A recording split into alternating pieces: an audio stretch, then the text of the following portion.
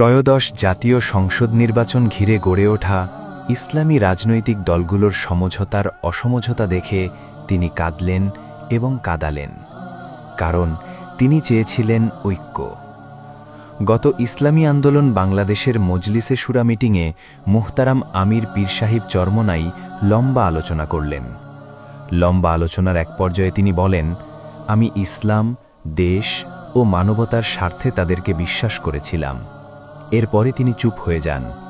তার দুচোখ বেয়ে অশ্রু ঝরতে থাকে। মুহতারাম আমিরের কান্না বাকিদেরকেও কাঁদায়। ইতিহাস বড় নির্মম। যারা বীজ বনে, ফসল কাটে অন্যরা, আর যারা নিঃস্বার্থভাবে উম্মাহর ঐক্যের স্বপ্ন দেখে, তাদের চোখে শেষ পর্যন্ত নেমে আসে অশ্রু। পীর সাহেব চরমোনাই কোনো সাধারণ রাজনৈতিক নেতা নন। তিনি ছিলেন ৮ দলীয় ইসলামী জোটের রূপকার, ঐক্যের স্থপতি, বিশ্বাসের সেতুবন্ধন। যে মানুষটি নিজের দল নয়, পুরো ইসলামী রাজনীতিকে সামনে রেখে এগিয়েছিলেন, আজ তাকেই পরিকল্পিতভাবে গুরুত্বহীন করে তোলা হলো। গত কয়েক মাসে কি হয়নি?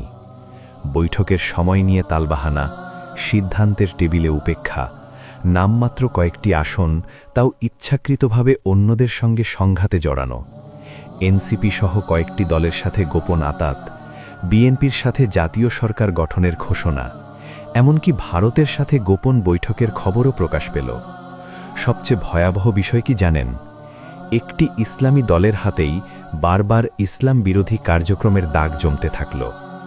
ক্ষমতার লোভ যখন নীতি গ্রাস করে, একছত্র আধিপত্য যখন শুরার জায়গা দখল করে, তখন ইসলামের নাম ব্যবহার করেও ইসলামকে আঘাত করা হয়। এসব পীর সাহেব সহ্য করেছেন, চুপ থেকেছেন, ঐক্যের স্বার্থে নিজের অপমান গিলে খেলছেন। কিন্তু একটা সময় আসে যখন একজন আলেম, একজন দরদি নেতা, একজন অভিভাবক আর শক্ত থাকতে পারেন না। তিনি কাঁদলেন। সে কান্না দুর্বলতার নয়, সে কান্না ছিল বিশ্বাসভঙ্গের, সে কান্না ছিল ইসলামী রাজনীতির নৈতিক পতনের, সে কান্না ছিল একজন অভিভাবকের, যিনি দেখছেন তার সন্তানেরাই কেউ কেউ ক্ষমতার মোহে পথ হারাচ্ছে। আজ অনেকেই চুপ, কিন্তু ইতিহাস চুপ থাকবে না। ইতিহাস মনে রাখবে, যখন একছত্র আধিপত্য ইসলামী ঐক্য ভেঙে দিচ্ছিল, তখন পীর সাহেব চরমোনাই ক্ষমতার নয়, নীতির পক্ষে দাঁড়িয়েছিলেন।